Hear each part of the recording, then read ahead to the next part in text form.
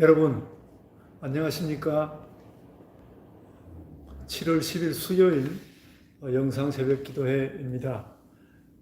주일날 그 어, 스트리밍과 녹화를 일체형으로 할 수 있을런지 연습을 해볼 겸해서 오늘은 유튜브 라이브 스트리밍으로 지금 들어와 있는 분은 없으시겠지만 우리 교회 톡에 지금 이 유튜브에 참여할 수 있도록 그렇게 열어둔 상태입니다. 오늘은 7월 10일 수요일 영상 새벽 기도회이고요. 사도신경으로 우리의 신앙을 고백하겠습니다.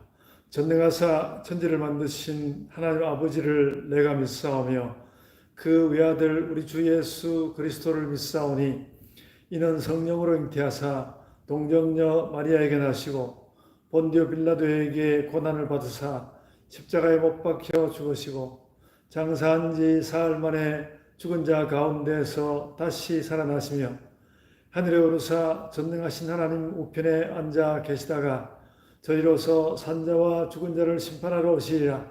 성령을 믿사오며 거룩한 공예와 성도가 서로 교통하는 것과 죄를 사하여 주시는 것과 몸이 다시 사는 것과 영원히 사는 것을 믿사옵나이다. 아멘. 오늘 말씀은 예레미야 31장 1절부터 9절까지입니다. 제가 말씀을 읽어 드리겠습니다. 예레미야 31장 1절로 9절 말씀입니다. 여호와의 말씀이니라. 그때 내가 이스라엘 모든 종족의 하나님이 되고 그들은 내 백성이 되리라. 여호와께서 이같이 말씀하시니라. 칼에서 벗어난 백성이 광야에서 은혜를 입었나니 곧 내가 이스라엘로 안식을 얻게 하러 갈 때에라. 옛적에 여호와께서 나에게 나타나사 내가 영원한 사랑으로 너를 사랑하기에 인자함으로 너를 이끌었다 하였노라. 처녀 이스라엘아, 내가 다시 너를 세우리니 네가 세움을 입을 것이요 내가 다시 소고를 들고 즐거워하는 자들과 함께 춤추며 나오리라. 내가 다시 사마리아 산들에 포도나무들을 심되 심는 자가 그 열매를 따기 시작하리라. 에브라임 산 위에서 파수꾼이 외치는 날이 있을 것이라. 이르기를 너희는 일어나라. 우리가 시온에 올라가서 우리 하나님 여호와께로 나아가자 하리라. 여호와께서 이와 같이 말씀하시니라. 너희는 여러 민족의 앞에 서서 야곱을 위하여 기뻐 외치라. 너희는 전파하며 찬양하며 말하라. 여호와여 주의 백성 이스라엘의 남은 자를 구원하소서 하라. 보라, 나는 그들을 북쪽 땅에서 인도하며 땅 끝에서부터 모으리라. 그들 중에는 맹인과 다리 저는 사람과 잉태한 여인과 해산하는 여인이 함께 있으며 큰 무리를 이루어 이곳으로 돌아오리라. 그들이 울며 돌아오리니 나의 인도함을 받고 간구할 때에 내가 그들을 넘어지지 아니하고 물 있는 계곡의 곧은 길로 가게 하리라. 나는 이스라엘의 아버지요 에브라임은 나의 장자니라. 아멘. 여러분, 오늘 이 말씀이 예레미야 31장 1절로부터 시작하고 있는데요. 예레미야 31장으로부터 33장까지는 아주 그야말로 너무나 두려운 이 심판을 선포하고 있는, 심판을 예언하고 있는 예레미야가 그래도 여기에서는 하나님의 영원한 구원에 대하여서도 마찬가지로 말씀하고 있는 자리입니다. 그래서 우리가 한 다음 주 거의 주말까지 이 예레미야 31장, 32장, 33장 말씀을 나누어야 할 텐데요. 제가 그것을 쭉 읽어보면서 참 특별하게 느낀 바가 있습니다. 그래서 오늘 제목을 아직 말씀을 안 드렸는데 하나님의 영원한 구원과 심판의 긴장, 그렇게 그 긴장 가운데 계속해서 33장이 끝날 때까지 제가 그 제목을 가지고 가볼 생각입니다. 하나님의 영원한 구원과 심판의 긴장. 오늘은 1 이렇게 되겠습니다. 하나님께서 이미 유다를 멸망시키기로 작정하신 마당이어서 이제 더 이상 돌아볼 것이 없는 것 같지만 하나님께서 그래도 유다를 향하여서 너희가 그래도 끝내는 구원되리라 하는 말씀을 이어서 가고 있습니다.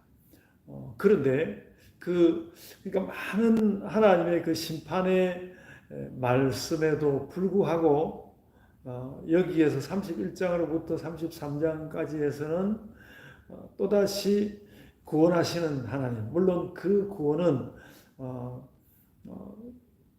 그 세대가 지나고 70년 세월 이후의 구원이고 또 거기 잇대어서 하나님의 영원한 구원까지 우리 기독교는 이야기하겠습니다만은 지금 여기서 말하는 구원은 당장의 이스라엘의 구원은 아니라는 것, 당장의 유대인들의 구원은 아니라는 것은 우리가 기억해야 하겠고요. 그러나 그럼에도 불구하고 하나님께서 이 구원에 대해서 얼마나 열렬히 말씀하고 있는지, 그러니까 다른 부분에서는 심판에 관하여 두렵게 하신 말씀이라면 여기에 대해서는 구원에 대하여서 열렬히 말씀하는 부분이 된다는 것이죠. 그런데 그럼에도 불구하고 또 그렇게 구원을 선포하는 그 자리에서 또다시 잊지 않고 선지자는 그래도 너희가 죄 범한 것은 잊어버릴 수가 없고 거기에 대한 하나님의 심판은 피할 수 없는 것이라는 말씀을 하고 있습니다. 그런 면에서 하나님께서 주시는 영원한 구원, 미래의 구원, 그것이 아주 혁혁하게 아주 열렬하게 하나님께서 말씀을 하시지만 그럼에도 불구하고 하나님께서 심판하시는 그 심판하시는 하나님의 상이 결코 없어지지 않고 구원받는 그 백성들의 기쁨 그 가운데 그냥 그대로 있다는 것입니다. 그래서 구원과 심판의 긴장감이 아주 팽팽하게 들어있는 장이 예레미야 31장으로부터 33장 내용이고요.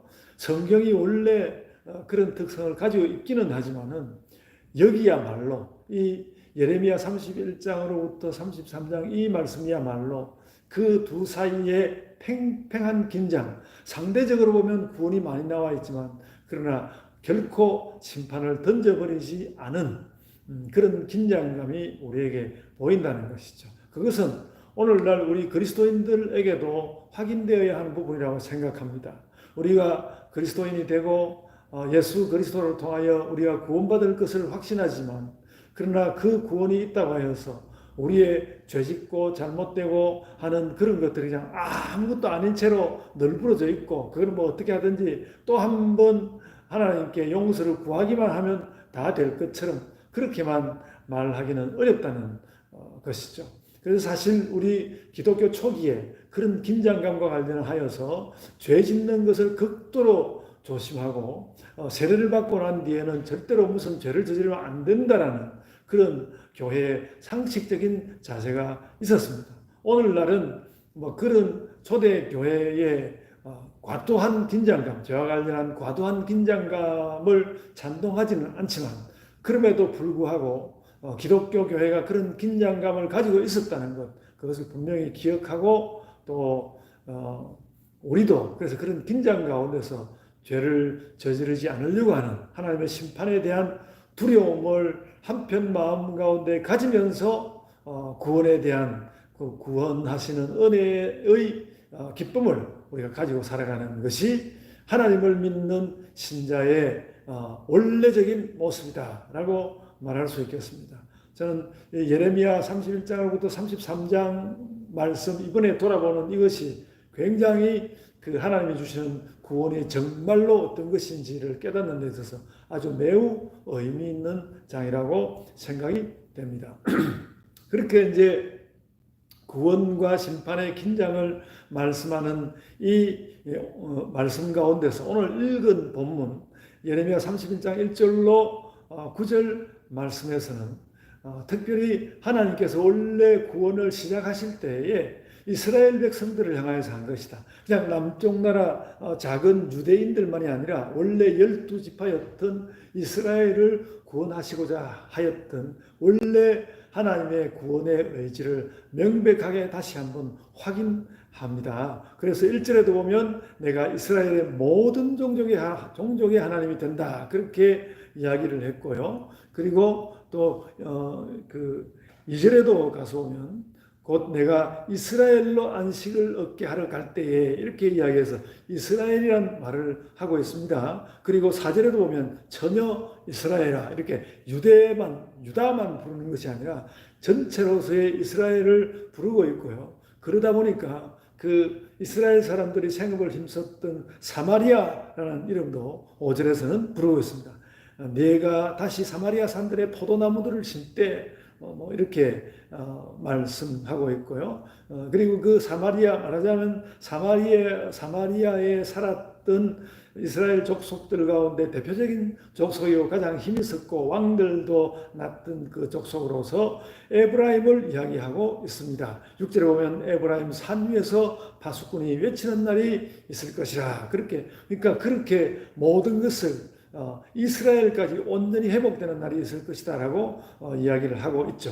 그러면서도 6절은 끝에 가면서 또 시온에 올라가자는 이야기를 하고 있습니다. 어디까지나 하나님 은혜를 받는 것의 가장 핵심적인 자리는 여전히 시온이란 말이죠. 그러니까 그 에브라임도 혹은 사마리아도 하나님 은혜를 받는다고 할 때는 시온으로 돌아가는 것이 맞는 것이다. 그런 거 확인할 수 있고요. 7절에도 보면 야곱을 위하여라는 말이 나오고 있습니다. 나오고 있고 그리고 7절 말미에 가보면 주의 백성 이스라엘의 남은 자를 구원하소서. 남은 자를 이야기해도 이스라엘의 남은 자를 이야기하였습니다. 이렇게 계속해서 원래 하나님께서 구원하려고 하였던 공동체 전체로서의 이스라엘을 명백하게 밝히신 다음에 그런데 하나님의 구원을 받아야 할 자들 그들은 어떤 자들인가 하고 말씀하는데 그것이 매우 인상적입니다.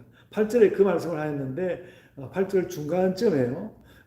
그들 중에는 다른 사람도 있지만 그들 중에는 맹인과 다리 저는 사람과 잉태한 여인과 해산하는 여인이 함께 있으며 큰 무리를 이루어 이곳으로 돌아오리라. 그러니까 이제 맹인, 다리 저는 사람, 그 다음에 이제 아기 때문에 거동이 불편한 잉태한 여인, 해산하는 여인, 그들 모두와 함께 이스라엘이 무리를 이루어서 돌아오리라고 말씀하고 있습니다. 약자 이스라엘, 약자를 품고 있는 이스라엘, 그런 모습을 말씀하고 있고 이것은 그리스도인들도 마찬가지고요. 예수께서 산상복음을 하실 때에 허다한 무리들이 예수님을 따라왔다고 말씀하고 있거든요. 그와 꼭 같다고 생각됩니다.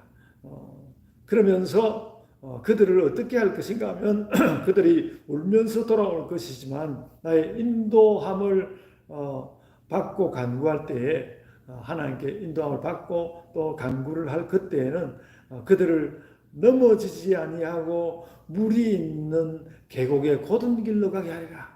그러니까 그 자신들은 넘어지지 아니하고 또 물이 있는 계곡에 길도 곧은 길을 가게 하리라. 아주 가장 좋은 조건을 주신다는 말씀을 하고 있습니다. 그러면서 그 구절을 마칠 때는 나는 이스라엘의 아버지요 에브라임은 나의 장자니라 하고 하나님과 이스라엘 사이의 관계를 다시 한번 확인하고 있습니다. 그러니까 내가 이스라엘의 아버지요 에브라임은 나의 장자라고 하시는 그 말씀 가운데는 하나님의 그 영원한 구원과 심판 사이의 긴장이 어떤 범위 안에서 일어나는지를 일단 보여주고 있고요. 우리 기독교인으로 말하자면 온 만방의 모든 사람을 열방의 그리스도를 믿는 모든 백성을 이야기하게 될 것입니다.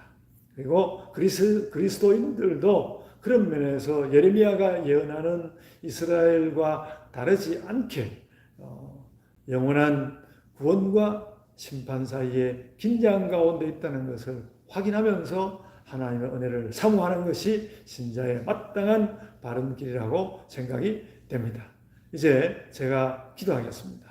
사랑이 많으신 아버지 하나님, 저희가 참 죄 짓는 우리의 모습과 또 하나님께서 주시는 영원한 구원 사이에서 우리가 우리의 자리를 현실적으로 어디에 잡을 것인지 알지 못하여 우왕좌왕하는 것이 있었던 것 같습니다. 그런 우왕좌왕함을 벗어던지고 하나님께서 우리에게 어떤 구원을 주시는 것인지 그것을 명백하게 깨닫고 신자로서 살게 하여 주옵소서. 감사하옵고 예수님 이름으로 기도드리옵나이다. 아멘. 하늘에 계신 우리 아버지여, 이름이 거룩히 여김을 받으시오며 나라가 임하옵시며 뜻이 하늘에서 이룬 것 같이 땅에서도 이루어지이다. 오늘 우리에게 일용할 양식을 주옵시고 우리가 우리에게 죄 지은 자를 사하여 준 것 같이 우리 죄를 사하여 주옵시고 우리를 시험에 들게 하지 마옵시고 다만 악에서 구하옵소서. 나라와 권세와 영광이 아버지께 영원히 있사옵나이다. 아멘. 여러분 이제 각자의 기도로 기도하시기 바랍니다.